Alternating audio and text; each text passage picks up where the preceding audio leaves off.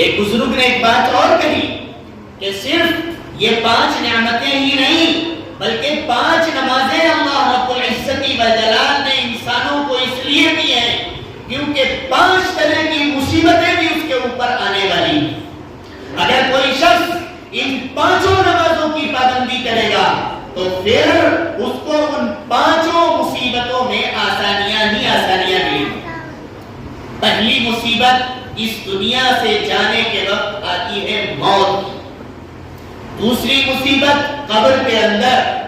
تیسری مصیبت حشر یعنی جب ہم سب کو جمع کیا جائے گا ایک میدان میں، اور چوتھی چیز ہے پلسرات، اور 5ویں چیز ہے میزان جس میں ہم سب کے نامہ اعمال تولے جائیں گے۔ اگر کسی نے اچھا کام کیا ہے تو اسے اچھا بدلہ دیا جائے گا، اگر کسی نے برا کام کیا ہے تو اسے برا بدلہ دیا جائے گا۔ یہ 5 مصیبتیں ایسی ہیں کہ اگر کوئی شخص ان 5 نمازوں کی پابندی کرے گا تو اس کی موت بھی آسان ہوگی، اس کی قبر کی زندگی بھی آسان ہوگی، اس کے حشر کے اوقات بھی آسان ہوں گے، اس کا پلسرات سے گزرنا بھی آسان ہوگا، اور اسی طریقے سے اس کا میزان جب اس کے اعمال کو تولا جائے گا تو اس کے اندر بھی آسانیاں ہی آسانیاں۔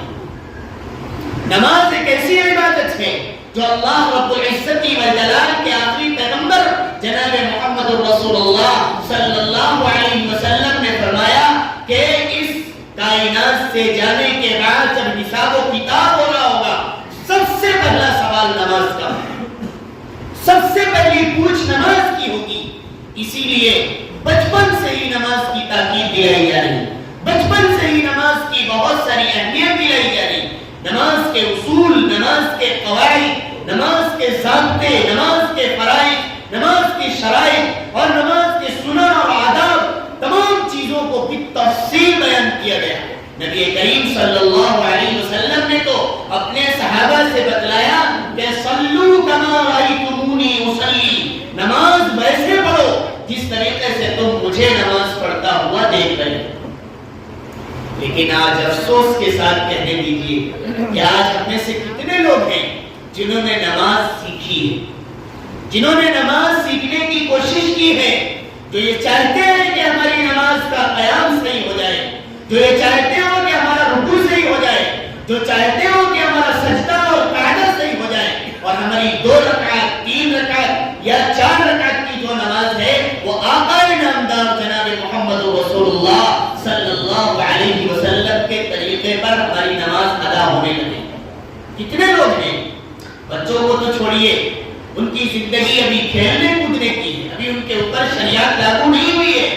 لیکن جن کی عمر بلوغیت کو پہنچ چکی ہے، جو اس سے بھی زیادہ 50 سال 60 سال 40 سال کے ہو چکے ہیں اور کتنے کتنے سالوں سے نمازیں پڑھ رہے ہیں، کیا انہوں نے کوشش کی ہے کہ ہماری نماز صحیح ہو جائے؟ افسوس کے ساتھ منبر پر بیٹھ کر میں کہنے کی جسارت کر رہا ہوں، مجھے معاف کیجیے گا، 40 سال ہو گئے نماز پڑھتے ہوئے، آج تک دعائے قنوت ہماری صحیح نہیں ہے۔ عشاء کی نماز ہم روزانہ پڑھتے ہیں اور عشاء کی نماز میں وتر ہم روز پڑھتے ہیں، اور اللہ جانے کیا پڑھتے ہیں۔ کبھی ہمیں افسوس ہوا ہو، کبھی ہمارے دل کے اندر یہ داعیہ اور جذبہ اور شوق پیدا ہوا ہو کہ ہم نے دعائے قنوت کو سیکھا ہو۔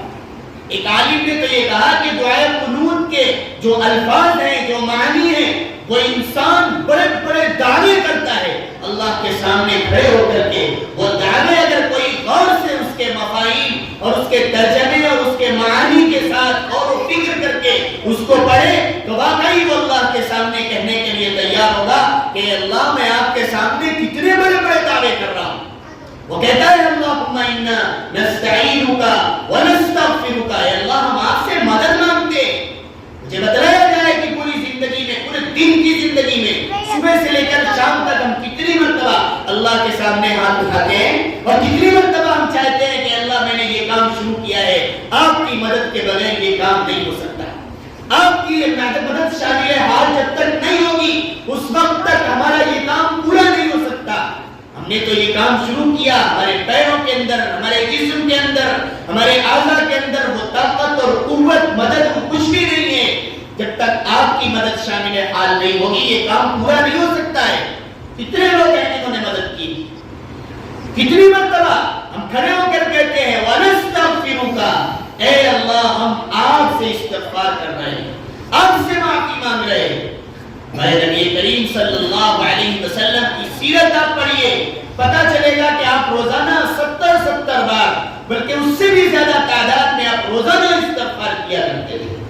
جبکہ وہ بخشے بخشائے تھے، ان کے گناہ نہیں تھے۔ انہوں نے یہ دعائیں کر کے اپنی امت کو سبق دیا ہے کہ تمہیں روزانہ صبح سے لے کر شام تک کی زندگی میں نہ جانے کتنی غلطیاں ہو جاتی ہوں گی، نہ جانے کتنی کوتاہیاں ہو جاتی ہوں گی، نہ جانے کون سے ایسے لمحات آتے ہوں گے جس میں تم نے وہ کام کیے ہوں جس سے تمہارا اللہ، تمہارا رب ناراض ہو جاتا ہوگا۔ اس لیے تم اپنی زندگی میں ضرور روزانہ استغفار کیا کرو، روزانہ تم اللہ سے مانگا کرو۔ آج مجھے بتلایا جائے کتنے لوگ ہیں جو اپنی نمازوں کے اندر اپنی مغفرت طلب کرتے ہوں، اپنے گھر والوں کی مغفرت طلب کرتے ہوں، اپنے اجزاء اقربا کے لیے روتے اور گڑگڑاتے ہوں، اپنے مرحومین کے لیے اللہ سے ایثار و ثواب کرتے ہوئے استغفار کرتے ہوں۔ ہے کوئی؟ بات صرف اتنی ہے کہ اگر کسی نے نماز پڑھی بھی ہے تو بس وہ نماز ایسے ہی پڑھتا ہے کہ بس ہم نے اللہ اکبر کی نیت باندھی اور سلام پھیر دیا، اور ایک مشین سی ہماری چلتی ہے، جیسے ہی اللہ اکبر باندھی اسے معلوم ہے صلاح پڑھنی ہے، صلاح پڑھنا شروع۔ صلاح میں کیا کہا جاتا ہے، اس کا ترجمہ کیا ہے؟ ہم اللہ کے سامنے کھڑے ہو کر ہاتھ باندھ کر کیا کہنا چاہتے ہیں، ہمیں اور آپ کو کچھ پتہ نہیں۔ اسے معلوم ہے اس کے بعد تعوذ اور تسمیہ اور پھر سورہ فاتحہ اور پھر اس کے بعد سورت، اور یہ ملانے کے بعد ڈائریکٹ اللہ اکبر کہہ کے رکوع میں چلے گئے اور اس طریقے سے 2 سجدے کیے اور پھر ہم اٹھ گئے، ہماری ایک رکعت پوری ہو گئی، اور اسی طریقے سے 2 اور 3 اور 4 رکعتیں پوری ہو جاتی، اور پوری نماز کے اندر اللہ کے سامنے کھڑے ہیں، اللہ کے گھر میں کھڑے ہیں، پوری کائنات کو چھوڑ کر آئے ہیں، اپنے کاروبار کو چھوڑ دیا ہے، دکان و مکان کو چھوڑ دیا ہے، بیوی بچوں کو چھوڑ کر صرف اللہ کے سامنے کھڑے ہیں، اور قسم کھا کے کہا جائے تو حدیث نہیں ہوگا، اس نماز کے اندر اللہ کے لیے نماز پڑھی جا رہی، اور ایک بار اس نماز میں اللہ ہی کا خیال نہیں آتا۔ بتائیں کتنے لوگ ہیں جنہوں نے ابھی مغرب کی نماز پڑھی ہو اور اس نماز میں اللہ ہی کا خیال آیا ہو؟ آج افسوس کے ساتھ کہنے دیجئے کہ ہماری نماز ہے بھی یا نہیں۔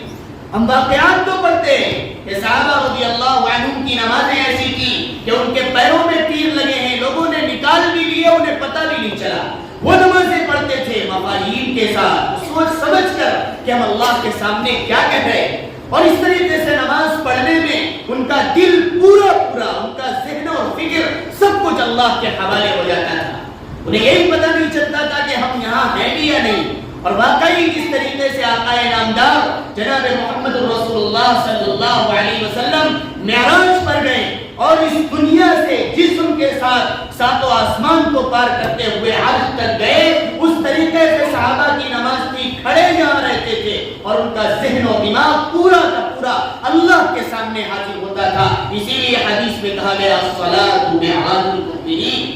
نماز مومنین کی معراج ہے، کہ جس طریقے سے اس نماز کو دینے کا جب نمبر آیا، اللہ نے اپنے پیغمبر کو اپنے پاس بلایا ہے، اور یہ بندہ جب اللہ کے سامنے کھڑا ہوتا ہے تو گویا پورے اپنے جسم کے ساتھ، اپنے ذہن و دماغ کے ساتھ، اپنے نظریات اور افکار کے ساتھ اللہ کے حوالے ہو جاتا ہے، گویا وہ اس دنیا میں ہوتا ہی نہیں ہے۔ اس کے سامنے تو اللہ کی ذات ہوتی ہے، اس کے سامنے تو یہ محسوس ہوتا ہے کہ میں اللہ کے سامنے کھڑا ہوں اور میں اس کی نماز پڑھ رہا ہوں۔